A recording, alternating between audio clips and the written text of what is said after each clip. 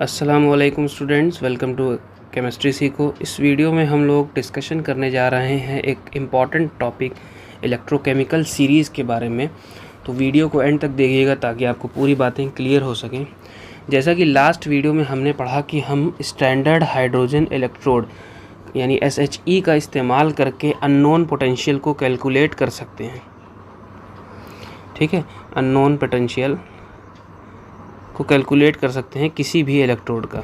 ठीक है, तो हमको जब हम कैलकुलेशन करते हैं तो हमको सारे जो भी चीज़ें होती हैं, जो भी एलिमेंट्स होते हैं, उनके हमको अलग अलग पोटेंशियल्स मिलते जाते हैं, यानी E0 कह लीजिए हमको मिलता जाता है। जैसे फॉर एग्जांपल E0 जिंक का, कॉपर का, फ्लोरीन का, हाइड्रोजन का 0 होता है, जो कि हमने पढ़ ही लिया। तो इस तरह से हमको कई सारे इलेक्ट्रोड पोटेंशियल्स मिलते जाते हैं। उन इलेक्ट्रोड पोटेंशियल्स का हम अरेंजमेंट करते हैं। ठीक है, हम उनका एक अरेंजमेंट करते हैं, एक सीरीज़ बनाते हैं, बेसिकली एक लिस्ट बनाते हैं। ठीक है ना, उस लिस्ट में, उस सीरीज़ में जिनका इलेक्ट्रोड पोटेंशियल ज़्यादा होता है वो ऊपर की तरफ रखे जाते हैं, जिनका कम होता है वो नीचे की तरफ रखे जाते हैं। इस तरह से हम एक पूरा अरेंजमेंट बना लेते हैं, जिससे हमको पढ़ने में आसानी होती है कि कौन कितना ज़्यादा रिएक्टिव होगा, क्योंकि ये इलेक्ट्रोड पोटेंशियल से हम रिएक्टिविटी भी जज कर सकते हैं। तो हम उस सीक्वेंस को देख के ये बता सकते हैं कि कौन सा एलिमेंट ज़्यादा रिएक्टिव होगा, कौन सा कम होगा, या फिर कौन ज़्यादा ऑक्सीडाइजिंग एजेंट होगा, कौन कम रिड्यूसिंग एजेंट होगा। ठीक है, या ऑक्सीडेशन कौन करेगा या रिडक्शन कौन करेगा। इस तरह का एक हम पूरा अरेंजमेंट बना लेते हैं। ठीक, जनरली जो होता है इसका जो अरेंजमेंट होता है वो इन ऑर्डर ऑफ रिएक्टिविटी रहता है। ठीक है, या फिर कह लीजिए कि ईज़ ऑफ ऑक्सीडेशन पे रहता है, कौन जल्दी ऑक्सीडाइज हो जाएगा या कौन जल्दी ऑक्सीडेशन करेगा। तो ईज़ ऑफ ऑक्सीडेशन पे बेस्ड रहता है। ठीक है, ये जो वैल्यूज़ होती हैं ये कैसे डिटरमाइन होती हैं, ये on the basis of SHE, standard hydrogen electrode को ही हम एज अ स्टैंडर्ड रख के या रेफरेंस रख के इन सारी वैल्यूज़ को कैलकुलेट करते हैं। ठीक है, अब दो तरह का मामला आता है। ठीक है, ज़रा ध्यान से समझिएगा, दो तरह का मामला आता है। जब SHE से कनेक्ट होगा कोई इलेक्ट्रोड, ठीक है, तो बहुत पॉसिबिलिटी है कि या तो वो क्या करे, रिडक्शन हो, उस दौरान क्या प्लेस हो, रिडक्शन हो। ठीक है, या अगर स्टैंडर्ड हाइड्रोजन इलेक्ट्रोड से कोई अननोन इलेक्ट्रोड कनेक्ट हो रहा है तो एक और पॉसिबिलिटी हो सकती है, वो क्या है, ऑक्सीडेशन करने की।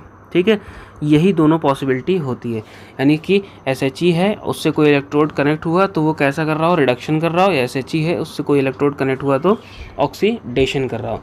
ठीक है, तो अगर कोई इलेक्ट्रोड SHE से कनेक्ट होने के बाद अगर वो रिडक्शन कर रहा हो तो हमको रिडक्शन पोटेंशियल मिलता है, या फिर हमको पॉजिटिव वैल्यू मिलती है। E0 की जो वैल्यू होती है वो कैसी मिलती है, पॉजिटिव मिलती है। ठीक है, और अगर कोई इलेक्ट्रोड स्टैंडर्ड हाइड्रोजन इलेक्ट्रोड से कनेक्ट होने के बाद ऑक्सीडेशन कर रहा हो तो हमको क्या मिलता है, हमको E0 की जो वैल्यू मिलती है वो क्या मिलती है, निगेटिव मिलती है।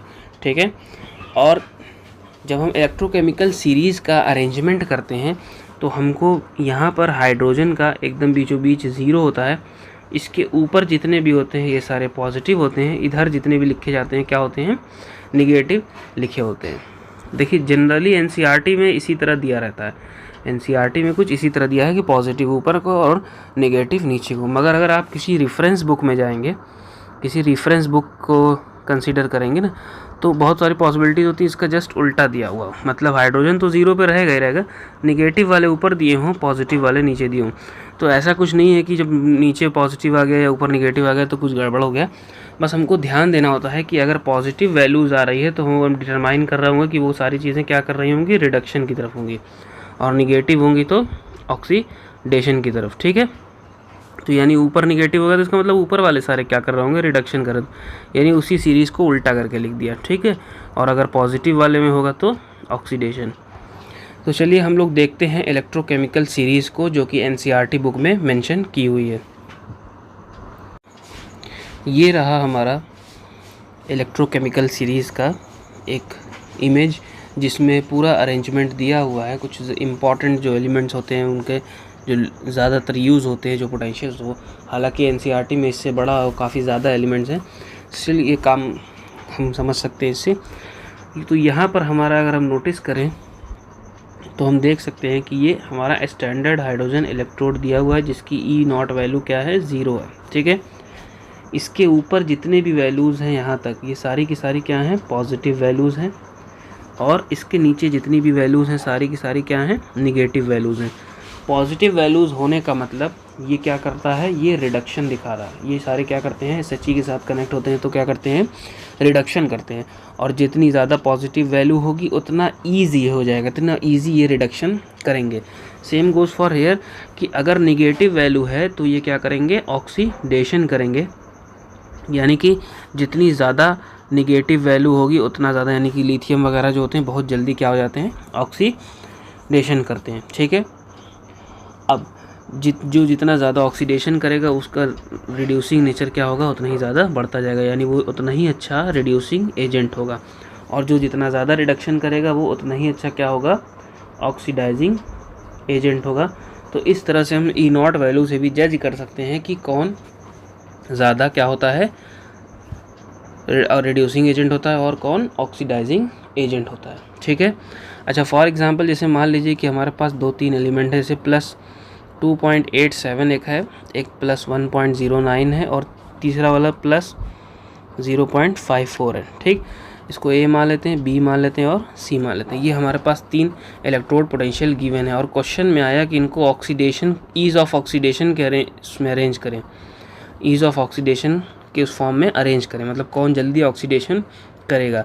ठीक है, तो हमने क्या पढ़ा, जिसकी जितनी पॉजिटिव वैल्यू ज़्यादा उतना ज़्यादा वो क्या करेगा, रिडक्शन करेगा। इसका मतलब जिसकी जितनी कम वैल्यू उतना ज़्यादा वो ऑक्सीडेशन। तो यानी कि C जो होगा सबसे जल्दी ऑक्सीडेशन करेगा, देन उसके बाद B करेगा, देन उसके बाद A करेगा। ठीक है, और अगर ईज़ ऑफ रिडक्शन अगर हम पूछते, ईज़ ऑफ रिडक्शन कौन आसानी से रिडक्शन करेगा, तो इसका मामला जस्ट उल्टा हो जाता है। A सबसे जल्दी रिडक्शन करता, उसके बाद B करता, देन उसके बाद C करता। तो इस तरह से हम इसको स्टडी करते हैं, इस सीरीज़ का इस्तेमाल करते हैं। ठीक है, अब इसमें एक बड़ी इंपॉर्टेंट चीज़ ये आती है कि इलेक्ट्रोड पोटेंशियल जो होता है, ये बड़ी इंपॉर्टेंट बात है, इसको ध्यान रखना है कि जो इलेक्ट्रोड पोटेंशियल होता है यानी E जो होता है वो इनडायरेक्टली प्रोपोर्शनल होता है अपॉन रिएक्टिविटी ऑफ मेटल के, रिएक्टिविटी ऑफ मेटल। ये कोई फार्मूला नहीं है, बस एक समझने के लिए ऐसे लिखा जाता है। कहने का मतलब ये है कि अगर इलेक्ट्रोड पोटेंशियल या E value, E not value ज़्यादा होगी तो मेटल जो होगा उसकी रिएक्टिविटी, मेटल की जो रिएक्टिविटी होगी वो क्या होगी, उतनी ही कम होती जाती है। ठीक है, मेटल की रिएक्टिविटी उतनी ही कम होती जाती है। ठीक है, यानी कि अगर मेटल की ई वैल्यू जो होगी बहुत ज़्यादा माइनस में होगी तो उसकी रिएक्टिविटी उतनी ही ज़्यादा होगी, और जितना वैल्यू प्लस में होगी उतनी उसकी रिएक्टिविटी कम होगी। ठीक है, तो हम लोग क्लास 10th वगैरह में एक रिएक्टिविटी सीरीज़ भी पढ़ते हैं। जब एसिड और मेटल का रिएक्शन पढ़ते हैं तो रिएक्टिविटी सीरीज़ का अरेंजमेंट भी इसी के बेसिस पे किया जाता है कि जिसकी सबसे ज़्यादा ई नॉट वैल्यू निगेटिव में, मतलब माइनस में जितनी ज़्यादा होती है उतना ज़्यादा वो रिएक्टिव, और प्लस में जितनी ज़्यादा होगी उतना वो लेस रिएक्टिव। तो इसको याद रखना होगा, ये जो इम्पॉर्टेंट नोट है कि इलेक्ट्रोड पोटेंशियल जो होता है वो रिएक्टिविटी ऑफ मेटल को जज करने में भी यूज़ होता है। तो इस वीडियो में बस इतना ही। अगर कोई क्वेश्चन हो, कोई डाउट हो तो कमेंट सेक्शन में ज़रूर पूछिएगा। Thank you.